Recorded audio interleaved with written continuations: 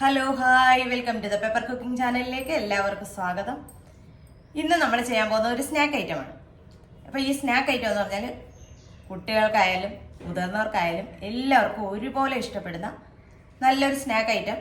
നമ്മുടെ വീട്ടിലുള്ള ചേരുവകൾ കൊണ്ട് നമുക്കൊന്ന് ഉണ്ടാക്കിയെടുത്താലോ. അപ്പോൾ ഇത് 2-3 ദിവസം ഇരുന്നാലും അങ്ങനെ കേടൊന്നും ആകത്തില്ല. അപ്പോൾ നമുക്കതൊന്ന് ചെയ്ത് നോക്കിയാലോ.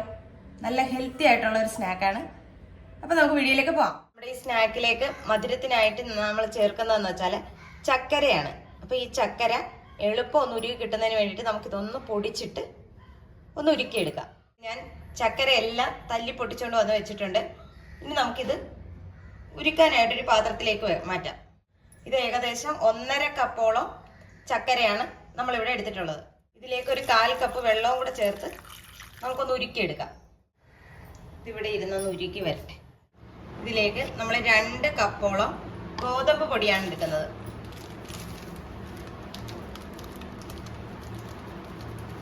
ഇനി നിങ്ങൾക്ക് മധുരം കൂടുതൽ വേണമെന്നുണ്ടെങ്കിൽ കൂടുതൽ എടുക്കാം.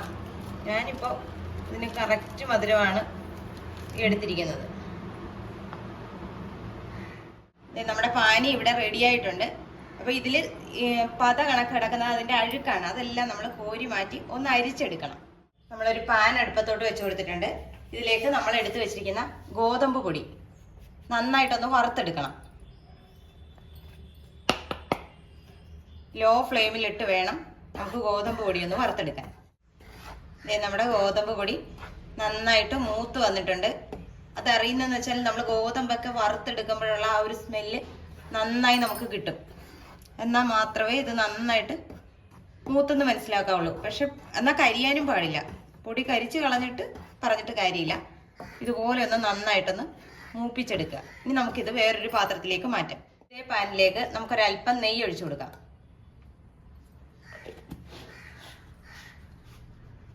ഒരു ടേബിൾ സ്പൂൺ നെയ്യ് ചൂടായി വന്നിട്ടുണ്ട്. ഇതിലേക്ക് അരമുറി തേങ്ങ ചിരകിയത് ചേർത്ത് കൊടുക്കാം.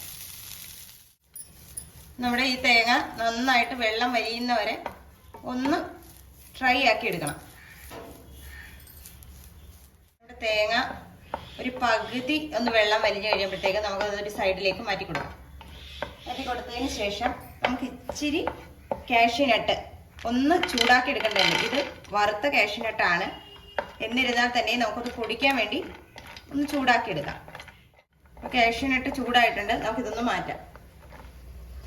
നിങ്ങൾക്ക് അണ്ടിപ്പരിപ്പൊക്കെ എത്ര വേണേലും ചേർത്ത് കൊടുക്കാം. അതിനൊന്നും ഒരളവില്ല. ഞാനിപ്പോൾ ഇവിടെ ഒരു 1/4 കപ്പോളം എടുത്തിട്ടുണ്ട്.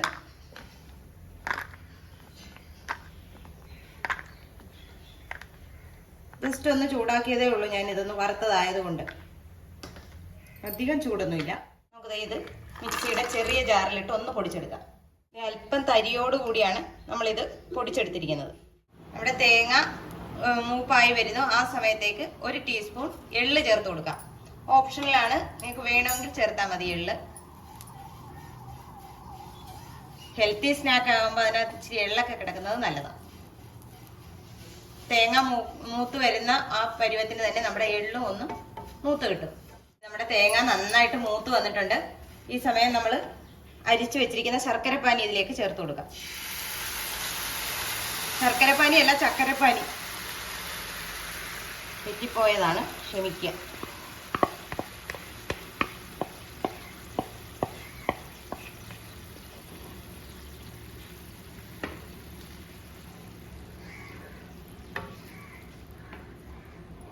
ഇത് നന്നായിട്ടൊന്ന് തിളപ്പിച്ചെടുക്കുക. ഇതിലേക്ക് നമുക്ക് 1 നുള്ളി ഉപ്പിട്ട് കൊടുക്കുക. അതായത് മധുരം ഒന്ന് ബാലൻസ് ചെയ്യാൻ വേണ്ടിയിട്ട്. ഇതിലേക്ക് നമുക്ക് 1 ടീസ്പൂൺ ഏലക്ക പൊടിച്ചത് കൂടെ ചേർത്ത് കൊടുക്കാം, ഒരു ഫ്ലേവറിന് വേണ്ടിയിട്ട്. ശർക്കരപ്പാനി നന്നായിട്ട് തിളച്ചിട്ടുണ്ട്. ഇതിലേക്ക് നമുക്ക് ഗോതമ്പ് പൊടി ചേർത്ത് കൊടുക്കാം.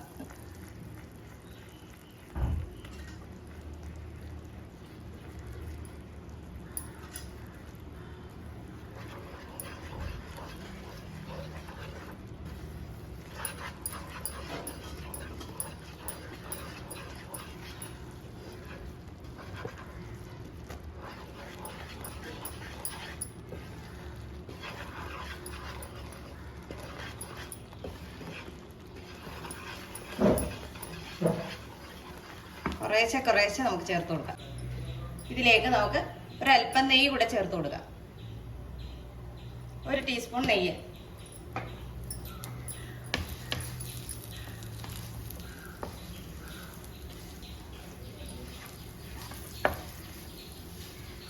നന്നായിട്ട് ഇത് കുഴച്ചെടുക്കുക.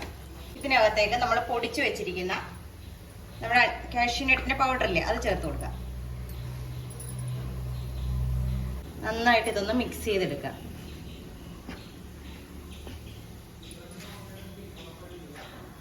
ഇനി നമുക്ക് സ്റ്റൗ ഓഫ് ചെയ്യാം. അപ്പൊ ഇത് ചെറുതായി ഒന്ന് തണുക്കണം. തണുത്തതിന് ശേഷം, എന്നാൽ തീരെ അങ്ങ് തണുത്ത് പോകാനും പാടില്ല, ഇച്ചിരി ചൂട് നിൽക്കുക തന്നെ ചെയ്ത് നമുക്കിതൊന്ന് ഷേപ്പ് ചെയ്തെടുക്കണം.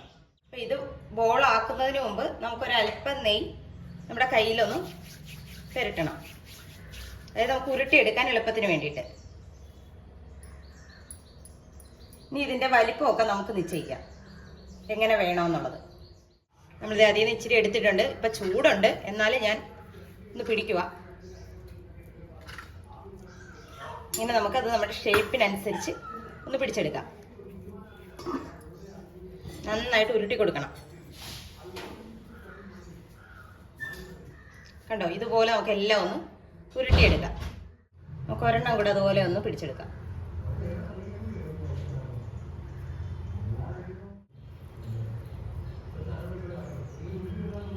നല്ലോണം നമുക്കിത് ഏത് ഷേപ്പ് വേണേലും നമുക്ക് ഉരുട്ടിയെടുക്കാം. ഇതിപ്പോൾ ഞാൻ ബോൾ ടൈപ്പാണ് ഉരുട്ടി വെക്കുന്നത്. ഇങ്ങനെ നമുക്ക് എല്ലാ ബോളും തയ്യാറാക്കിയെടുക്കാം.